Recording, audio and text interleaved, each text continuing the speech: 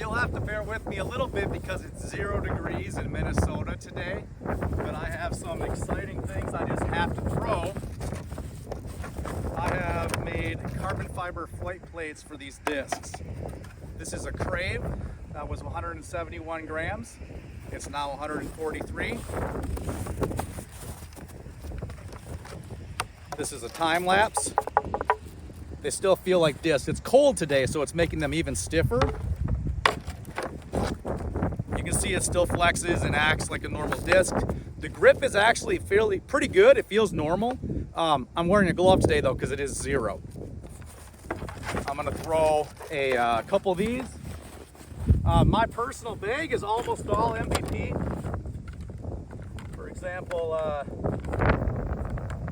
Older Fission Photon that I bag, Fission Octane. So I'm gonna throw Crave out of my bag. The carbon.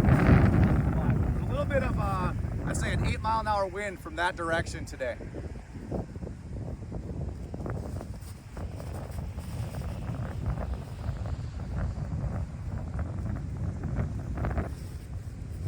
Kind of took that left on me, which will make it, this one might go into 3 if I throw it the same. No, this is the carbon Crave. This was the same weight as that one. The same run. It was a lap second from last year actually, but now this disc is only 149.6 grams with this new light plate.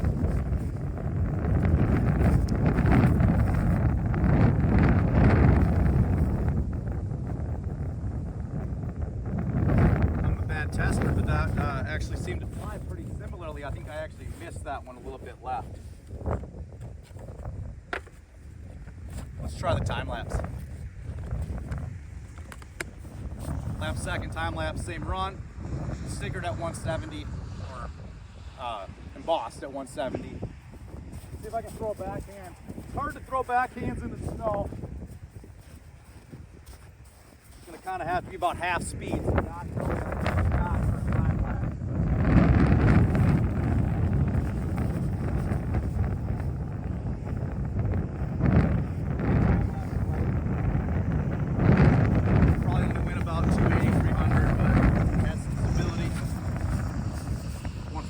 Time lapse. It's got an interesting pop top to it. If I can repeat that.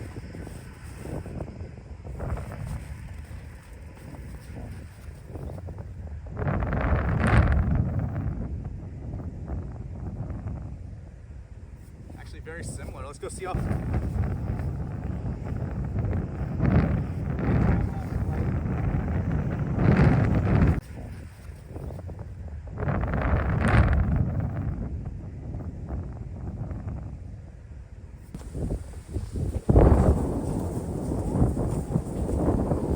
Crave landed. I'll post distances for the other ones later. I just used U-disc. Too cold to get my rangefinder out. I'm gonna just play a couple holes now with the Crave. Maybe hit some trees, putt into the basket. We'll see how the durability is. Again, it's literally 0 degrees Fahrenheit, so this is probably the worst conditions possible so far as the likelihood of destroying it. I can't destroy the time lapses because I want to use them for lots of field testing later.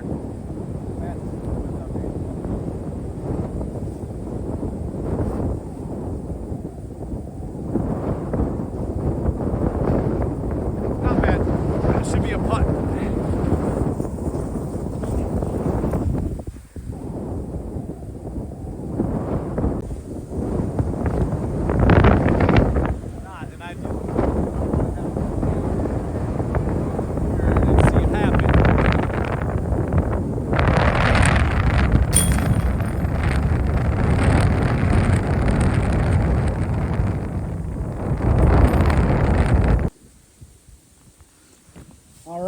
We're on hole 6 now. I actually started on hole 13 and then cut to 5's basket.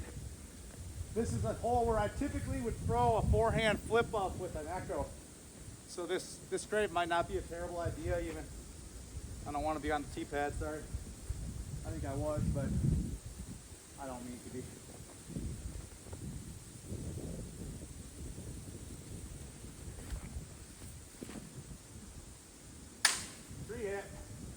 was kind of maybe the goal by playing this hole. We'll see how it looks.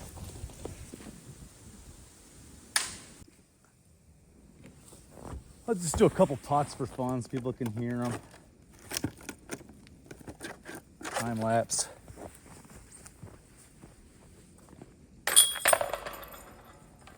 It does make a fun sound.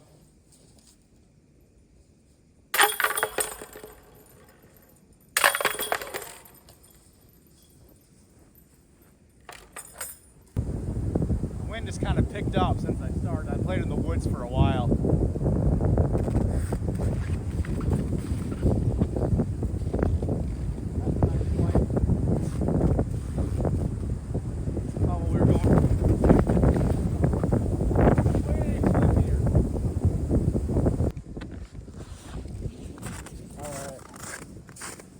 Actually hit a tree hard.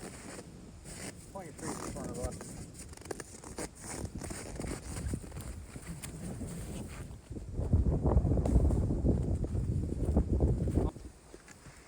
All right, been having some trouble getting this crave to explode.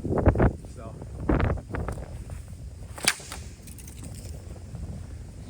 there we go. No splinters. Carbon's still flexible. Let's see what the rest of the disc looks like. Obviously, the intention of this is in no way to throw these anywhere other than a field for testing. That's interesting. I assume that's how it actually failed, is because that separated, it started to lose the bond. Again, 0 degrees. This would probably be a lot more durable in the summer. But the goal here was not to have a disc that I couldn't break hitting a tree. The goal is to test the limits and the actual effects of having all the weight in the rim, the gyro. You know, so having a lighter flight plate, testing in a field, we'll be able to take that to massive extremes. And then later, you know, not with this one, but with the time lapse or one of the other discs, we'd be able to actually add weight to the rim and have the most gyro disc possible. Kind of go from there from a testing perspective. I think a lot of people wanted to see me break one of these and see if it's splintered, so this kind of proves the point, like, you know, several points. One, this is not a product. I'm not selling these. This is for testing. 2, it's flexible. 3, I'm not getting splinters. Stay together.